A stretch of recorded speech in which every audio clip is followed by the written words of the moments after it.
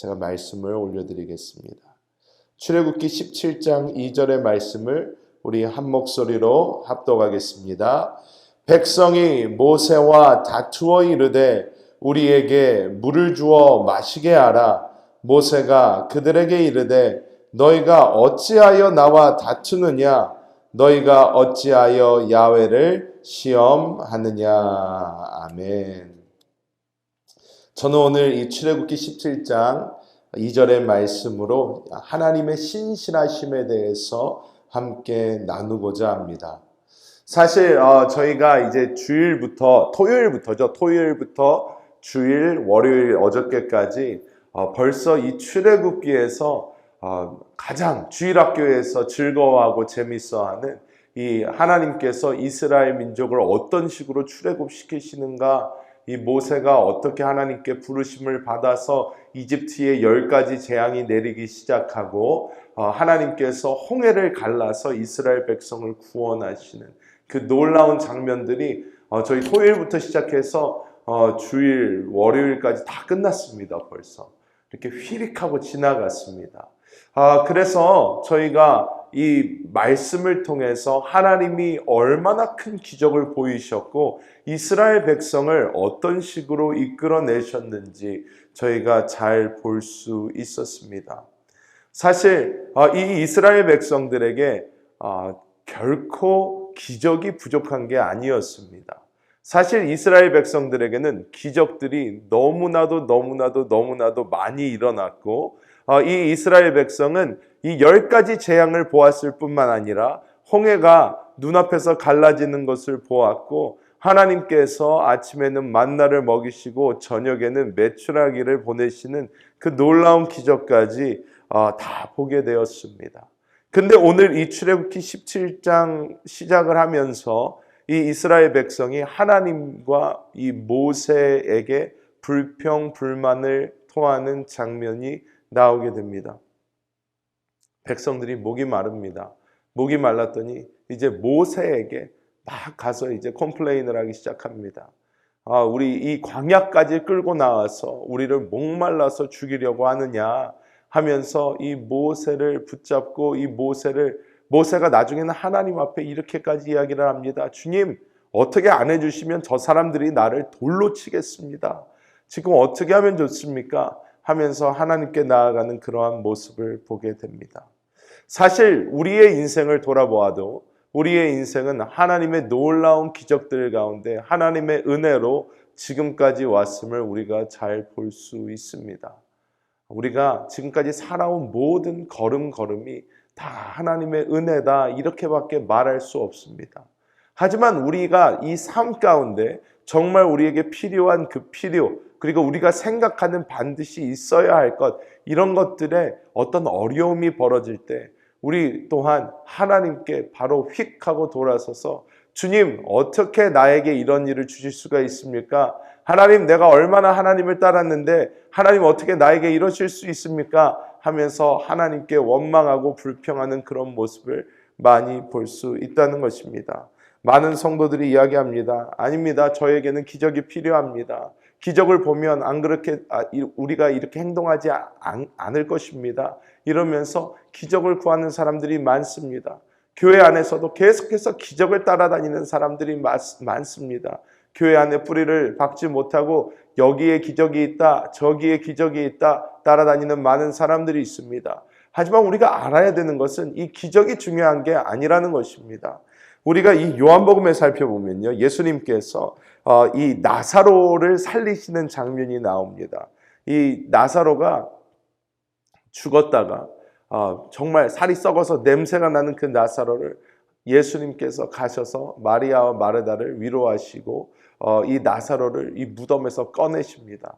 그런데 저는 이 말씀을 볼 때마다 놀랍게 여기던 장면이 있는데 무엇이냐면 이 요한복음 17장에 보면요, 이 요한복음 17장 이 45절에 이런 식으로 말씀을 합니다. 마리아가 와서 예수님을 하신 일을 본 많은 유대인이 그를 믿었다 합니다. 사실 예수님께서 나사로를 살리시는 그 모습을 보고 많은 유대인들이 믿었으나 53절 이제 쭉 가서 이 대제사장들과 바리새인들과 이 사람들이 모여서 이제 작당을 하기 시작하면서 이 53절에는 어떻게 말씀하고 있나? 이날부터는 그들이 예수를 죽이려고 모이 아니라 이렇게 나와 있습니다.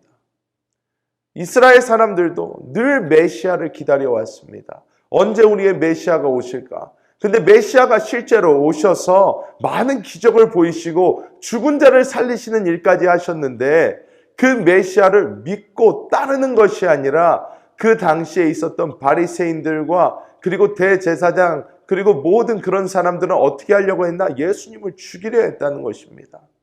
여러분, 오늘날 우리에게 필요한 것은 기적이 아닙니다. 오늘날 우리에게 필요한 것은 바로 하나님의 신실하심을 믿는 그 믿음인 줄 믿습니다. 우리가 하나님의 신실하심을 믿어야 합니다.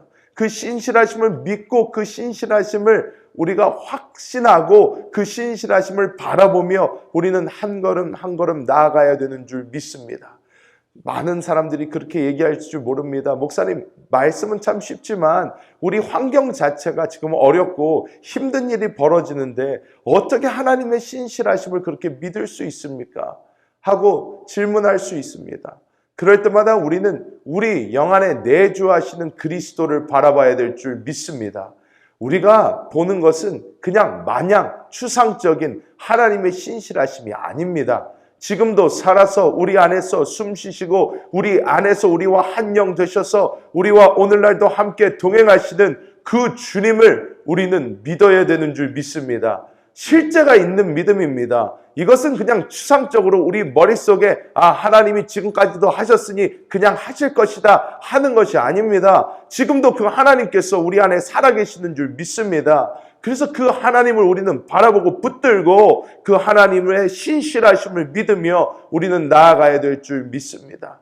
우리가 그냥 하나님을 믿어라 하는 것과 하나님의 실제를 가지고 있는 것은 굉장히 다른 이야기입니다. 여러분, 우리 안에 주님 살아 계십니다. 우리 영 안에서 우리와 한 영 되셨습니다. 이 주님께서 우리의 보혜사가 되어주시는 줄 믿습니다. 이 제자들 어떻습니까? 문제가 있을 때마다 어려움이 있을 때마다 주님께 나아갔습니다. 주님과 대화했습니다. 주님, 저에게 지금 이런 것이 부족합니다. 주님, 지금 이 상황이 있습니다. 당장 눈앞에서 어떤 문제가 해결되지 않을 때라도 제자들은 확신을 가지고 기다릴 수 있었습니다. 왜 그렇습니까? 예수님이 그 자리에 그들과 함께 하셨기 때문입니다. 우리도 지금 우리 영 안에 그리스도 예수께서 우리와 함께 하시는 줄 믿습니다. 이 주님 붙잡고 이 주님께 계속 대화하며 심지어 지금 우리의 눈앞에는 기적이 없고 지금 우리의 눈앞에 보이는 거 없고 손에 잡히는 거 없을지라도 우리는 우리 안에 살아계신 주님을 바라보며 주님 안에서 믿음을 가지고 나아가시는 모든 성도님들 되시기를 축복합니다. 제가 성경에 나오는 여러 가지 말씀 중 가장 좋아하는 말씀 중 하나가 바로 이 풍랑이 일어날 때 제자들이 했었던 그 예수님께서 풍랑을 잠재우신 그 이야기를 저는 참 좋아합니다. 왜냐하면 정말로 이 말씀을 볼 때마다 어떻게 보면 우리의 모습이 그려지기 때문입니다.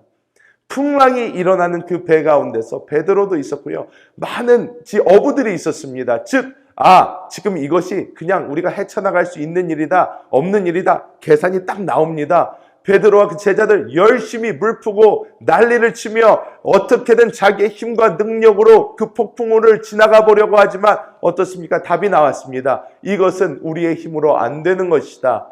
답이 나왔어요. 그리고 우리는 이제 다 죽었다. 답이 나왔습니다. 그런데 예수님께서는 어디 계십니까? 그 배 밑에서 주무시고 계셨어요. 주무시고 계셨는데 이 제자들이 어떡합니까? 가서 예수님을 깨웁니다. 주님, 우리가 죽게 된 것을 돌아보지 않으십니까? 예수님께서 일어나셔서 나오셔서 이 바람과 파도를 꾸짖으십니다. 잠잠해라 했더니 싹 하고 잠잠해집니다. 이 예수님의 반응이 더 재밌습니다. 그래, 잘 깨웠다. 좀 안 그랬으면 우리 다 죽을 뻔했다. 이렇게 말씀하지 않으셨어요. 예수님께서 뭐라고 하십니까? 너희 참 믿음 없다. 그러십니다. 너희 참 믿음 없다. 이렇게 말씀하십니다. 예수님께서 함께 하시는 한 우린 절대 죽지 않습니다. 이 환경 때문에 무너지지 않습니다. 예수님이 함께 계신다면 우리 이길 수 있습니다. 주님과 함께 걸어가면 되는 것입니다. 그러므로 우리는 그 주님을 향한 믿음을 주님 앞에 나타내야 될 줄 믿습니다. 이 제자들 그 당시 그냥 예수님 옆에 가서 다 잤더라면 그 배 자연스럽게 갔을 것입니다. 예수님 일어나셔서 그래 그 믿음이 참된 믿음이다 칭찬하셨을 것입니다. 그런데 우리 오늘 똑같은 일이 우리 앞에 있을 수 있습니다. 지금 우리 앞에 어려움이 있을 수 있고 환경 좋지 않을 수 있습니다. 하지만 주님께서 말씀하십니다. 내가 그래도 너희와 함께 있다. 우리 그 예수님 붙들고 나아갈 때 모든 환경을 이기게 될 줄 믿습니다. 오늘도 그 예수님과 함께 걸어가시는 우리 모든 성도님들 되시기를 예수님의 이름으로 축복합니다. 기도하겠습니다. 하나님, 주님의 놀라우신 그 은혜와 사랑을 감사합니다. 아버지, 저희의 믿음의 부족함을 주님 용서하여 주시옵소서. 하나님, 우리가 날마다 우리의 환경을 바라보고 지금 우리의 상태가 어떤지 바라보고 지금의 편하지 않고 좋지 않고 어떻게 보면 연약한 이 환경 때문에 주님 앞에 늘 불평, 불만을 터뜨리는 이 이스라엘 민족과 같이 우리가 행동하고 있지는 않습니까? 하나님께서 우리의 믿음의 연약함을 용서하시고 주여 우리 영 안에 지금도 살아서 역사하시며 놀랍게 성령으로 함께 하시는 그 주님을 보게 하여 주사 우리가 그 믿음 안에서 굳건히 서게 하여 주시고 주님 안에서 늘 담대히 나아가게 하여 주시옵소서. 우리의 신실하신 하나님 한 번도 우리를 버리지 아니하시고 우리를 떠나지 아니하시는 그 하나님을 우리가 의지하며 나아가기 원합니다. 오늘도 우리 성도님들의 힘과 능력이 되어주시고 하나님의 놀라운 은혜로 우리 성도들을 채워 주시옵소서. 감사를 드리며 우리 주 예수님의 이름으로 축복하며 간절히 기도하옵나이다. 아멘. 하늘에 계신 우리 아버지여 이름이 거룩히 여김을 받으시오며 나라 임하시오며 뜻이 하늘에서 이루어진 것 같이 땅에서도 이루어지이다. 오늘 우리에게 일용할 양식을 주시옵고 우리가 우리에게 죄 지은 자를 사하여 준 것 같이 우리 죄를 사하여 주시옵고 우리를 시험에 들게 하지 마시옵고 다만 악에서 구하시옵소서. 나라와 권세와 영광이 아버지께 영원히 싸움나이다. 아멘.